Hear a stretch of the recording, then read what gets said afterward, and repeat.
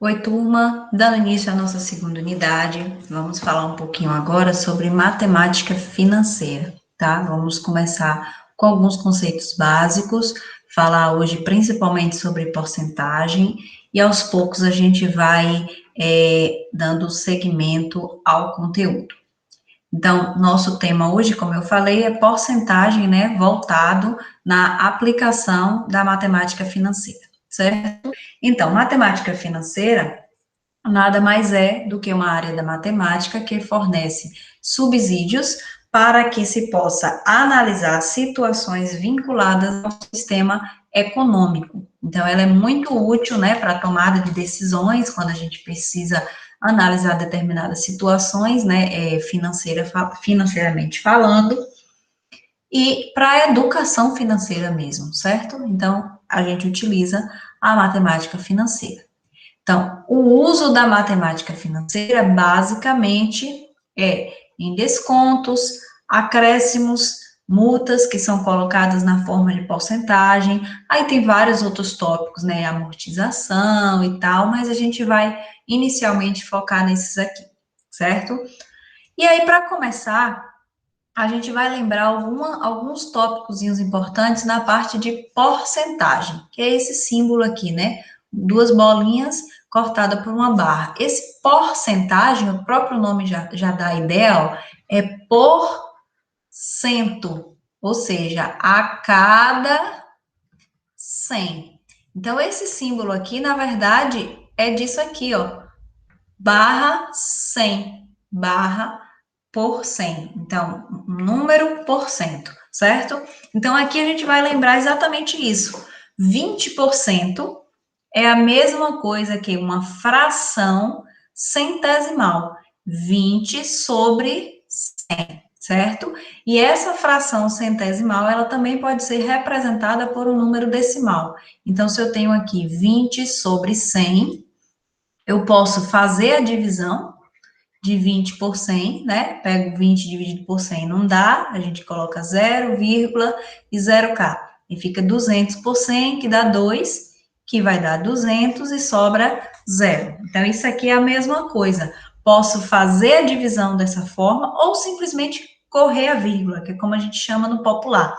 Eu vou pegar aqui, ó, 20, como 100 tem dois zeros, a gente vai voltar duas casas decimais. Aí a vírgula entra aqui. Então, a gente só acrescenta o zero na frente. Então, sempre vai dar duas casas decimais. Então, por esse motivo, 20% pode ser escrito como 0,20, né, que é essa forma aqui, ou ainda na forma de fração, 20 sobre 100. Então, é só para chamar a atenção de vocês que a porcentagem nada mais é do que uma fração centesimal, né? E um número decimal também, já que a gente pode transformar na forma decimal. E essa porcentagem, ela vai vir muito nessa taxa de juros, né? Que a gente vai chamar de I. Hoje a gente não vai usar muito, mas eu vou adiantar aqui. Essa taxa de juros a gente vai chamar de I, que é o valor que esses juros vai estar, às vezes aumentando, às vezes dando um desconto. Então, essa taxa de juros é o percentual, por isso que eu falei para vocês, essa taxa de juros ela vai vir sempre em porcentagem do custo ou uma remuneração paga pelo uso do dinheiro. A taxa de juros está sempre associada a um certo prazo. Então, eu tenho, por exemplo, 2% ao mês, ou 5% ao ano. Então, a gente sempre, quando fala em taxa de juros, a gente precisa ter a porcentagem e o prazo, de quanto em quanto tempo essa taxa de juros vai estar sendo cobrada. Então, como eu falei, a gente vai falar um pouquinho de porcentagem, isso aqui acabei que eu já falei lá na frente, mas vamos falar rapidinho de novo. Então, a porcentagem representa uma razão, né? Razão é fração, então toda razão é uma fração. Então, a porcentagem é uma fração de denominador igual a 100, indica uma comparação de uma parte com o todo, certo? Vamos ver exemplos disso aqui. Então, por exemplo, calcular 45% de 80. Vou trazer duas formas para vocês aqui, certo? Então, primeiro, eu vou pegar esse 45% e vou colocar na forma decimal, que foi o que a gente viu lá em cima, naquele quase no primeiro slide.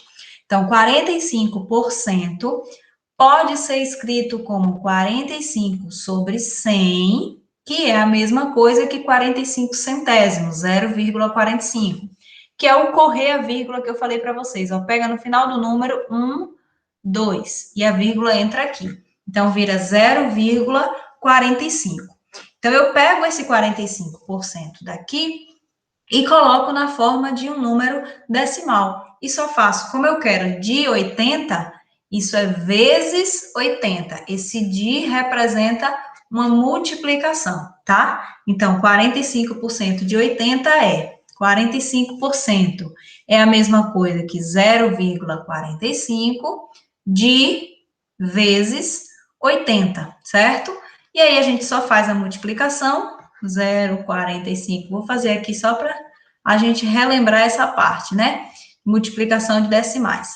Então, 0,45 vezes 80 vai dar 0, 0, 0. 8 vezes 5, 40.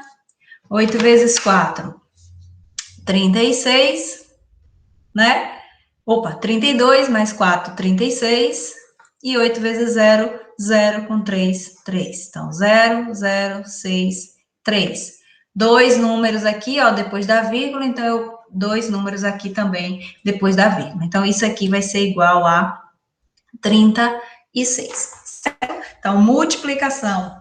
Calcular uma potência é só fazer uma multiplicação. Pego a forma de porcentagem, transformo para a forma decimal e faço a multiplicação. Pode ser feito assim. Ou a gente pode fazer de uma segunda forma, que é usando a regra de 3.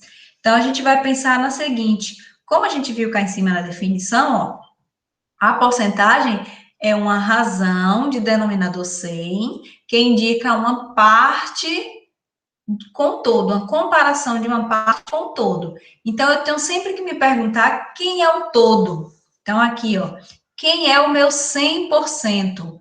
Meu 100% nesse caso aqui é o 80, que é o número que eu quero calcular. Então, a porcentagem, né? Então, o meu 100%, o meu todo é 80, e o 45%, que é a partezinha que a gente quer, vai ser X. Feito isso, tendo cuidado de colocar sempre, ó, porcentagem embaixo de porcentagem, valor embaixo de valor, montou certinho, faz o cruz credo, né? A multiplicação dos meios pelos extremos. Então, vai ficar 100x igual a 45 vezes 80, que é 3.600. Então, x vai ser 3.600 dividido por 100, corta o zero de cima com o zero de baixo, 36. Então, a gente chega de duas maneiras diferentes ao mesmo resultado. Aí fica a critério de vocês. Eu acho melhor usar a regra de 3, porque a regra de 3 vai ser sempre esse mesmo jeito de fazer para tudo. Desse de cá, a gente consegue também resolver, mas precisa usar um pouquinho de interpretação e tal, que eu sei que vocês, volta e meia, se pegam um pouquinho. Então, com a regra de 3 não tem erro. Coloca só, monta certinho, porcentagem por porcentagem, valor com valor, que a gente sempre vai encontrar esses resultados de maneira simples e fácil. Então, vamos ver alguns exemplos aqui. Ó. Esse exercício 1, por exemplo, foi tirado do Enem. Então, uma questão básica de Enem, tá? Que utiliza apenas porcentagem e regra de 3. Então, vamos resolver aqui, ó. Os médicos recomendam para um adulto 800 miligramas de cálcio por dia. Então, a recomendação médica é essa aqui, 800 miligramas de cálcio por dia. E informam que 1 litro de leite contém 1.880 miligramas. Então, já vou anotar isso aqui, ó. 1 litro equivale a 1.880 miligramas de cálcio. Se um adulto tomar 200 ml de leite, o percentual da dose diária recomendada de cálcio que ele absorve é. Então, eu quero saber, ó, 200 ml corresponde a qual porcentagem de cálcio no dia, certo? Então, primeira coisa que a gente vai fazer aqui é o seguinte, eu vou ter que saber quantos miligramas de cálcio tem em 200 ml de leite, né? Porque aqui, ó, primeiro a gente vai ver quantos miligramas, quantos miligramas tem nos 200 ml, utilizando essa informação que ele deu, e depois a gente faz a porcentagem em relação à quantidade de cálcio necessário por dia, segundo a recomendação médica, certo?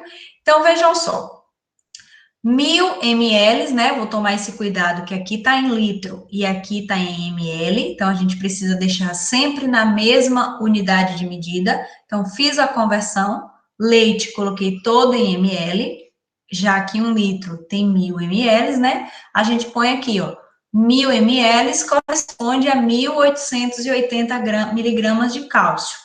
Portanto, 200 ml correspondem a X. Então, vamos resolver isso aqui, ó.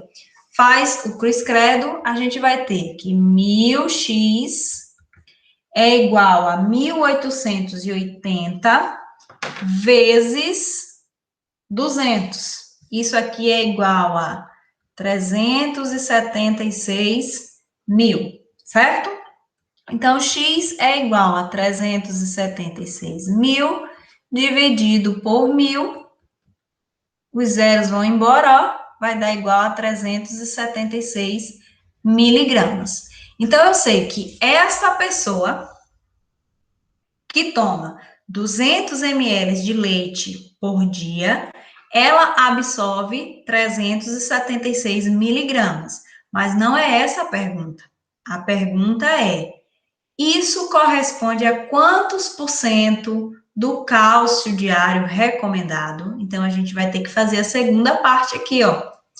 800 miligramas de cálcio é o recomendado por dia, ou seja, corresponde a 100% do necessário, né, por dia, do necessário de cálcio por dia, recomendação médica. Então, os 376 que a gente encontrou, que essa pessoa que toma 200 ml de leite consome, corresponde a X%. Então, usa a regra de 3, lembrar sempre, ó a montagem, se liga a montagem, ó, cálcio, 800 miligramas e 376 miligramas, porcentagem com porcentagem. Eu não posso montar 800 com 100 e X com 376. Tá errado. A gente tem que ter só atenção na hora da montagem, tá? Então, a gente tem que montar cálcio com cálcio, porcentagem com porcentagem. Pode até ser assim, cálcio, assim, na horizontal, não tem problema, mas sempre tem que respeitar os seus correspondentes, né?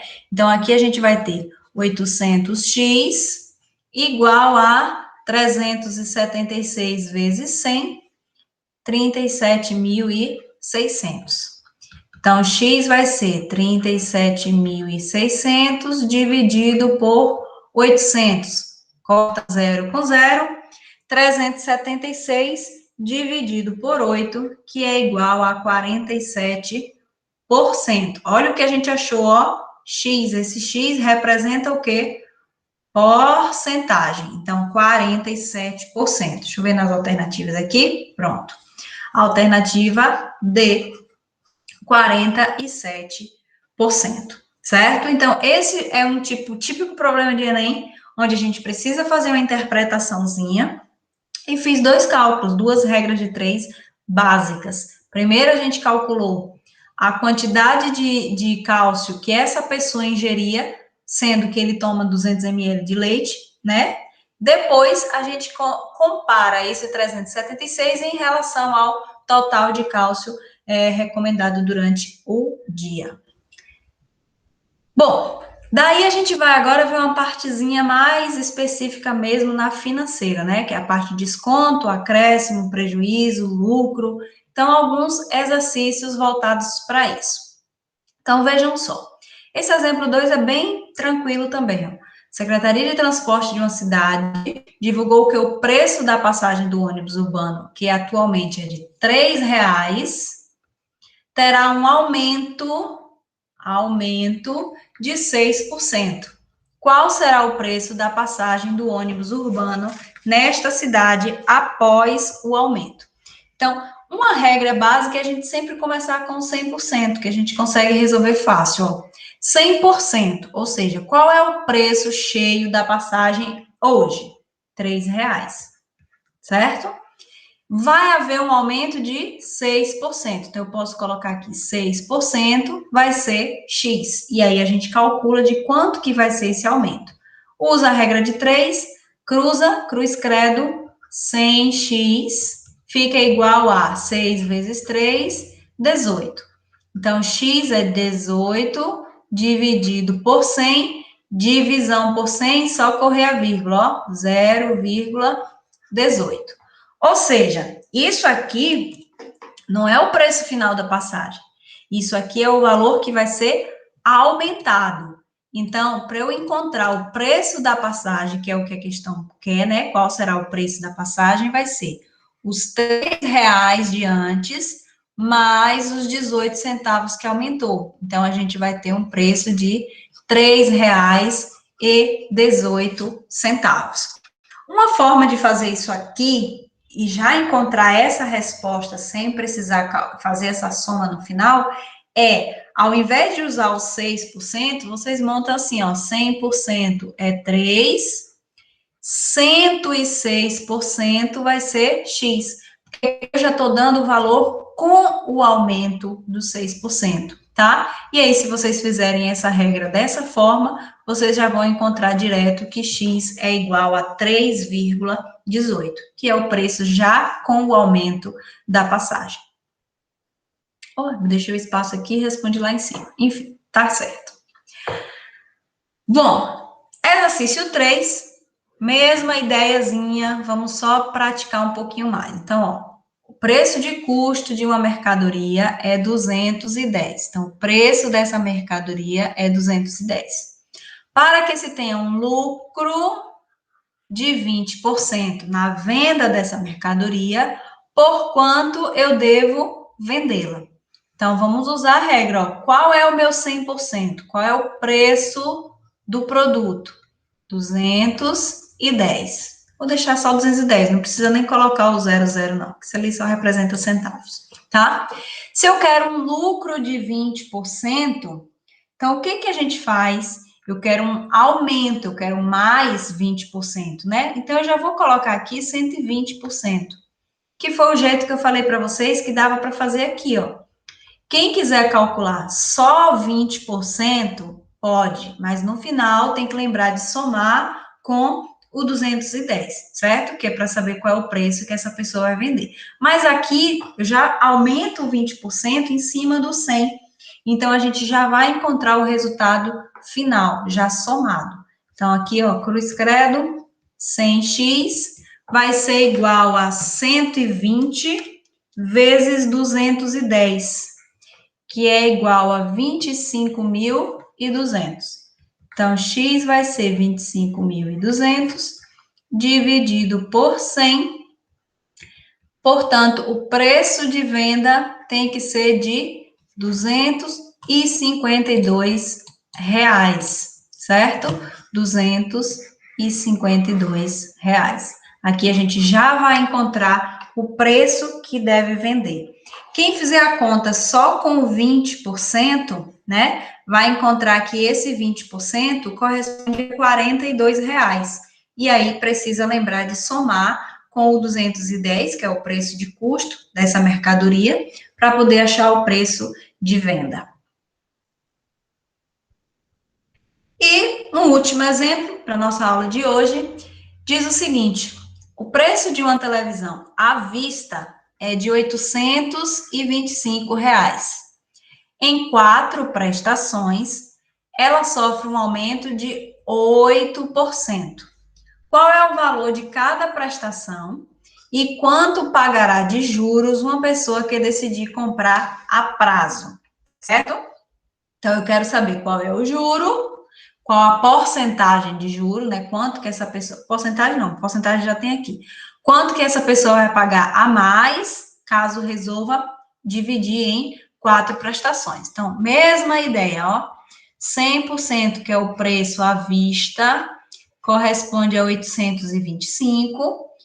8% vai ser igual a X, que aí eu vou descobrir quanto que ela vai pagar de juros, né? Quanto a mais que ela paga.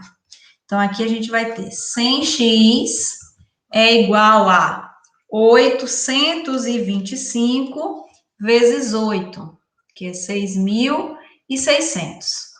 Então, x vai ser 6.600 dividido por 100, que é igual a 66. Então, esse aqui é o juro, tá? Ela vai pagar a mais R$ 66 por querer parcelar essa televisão. Só que, quanto que ela vai pagar de parcela? Ó, a televisão era 825, mais os 66 de juros, essa televisão vai para 891, tá? Esse aqui é o preço com os juros. Como eu vou parcelar em 4 vezes, eu vou precisar pagar 891 e dividir por 4. Então, vamos fazer essa divisão. 8 dividido por 4, 2, sobra 0. 9. 9 dividido por 4, 2, sobra 1, desce o 1. 11 dividido por 4 vai dar 2 novamente, sobra 3, 0. 30 dividido por 4, 7, sobra 2. 20 dividido por 4, 5. Então, cada parcela vai corresponder a R$ 222,75, certo? Então, 4 vezes de 222,75. Ou seja, se eu comprar à vista, eu pago 825. Se eu comprar a prazo, eu vou pagar 4 vezes de 222,75, total de 891, que corresponde a R$ 66 a mais de juros. Certo, pessoal? Então, hoje nossa aula fica por aqui, só uma noçãozinha mesmo inicial da parte de porcentagem voltada para a matemática financeira, e nas próximas aulas a gente se encontra. Até mais e bons estudos!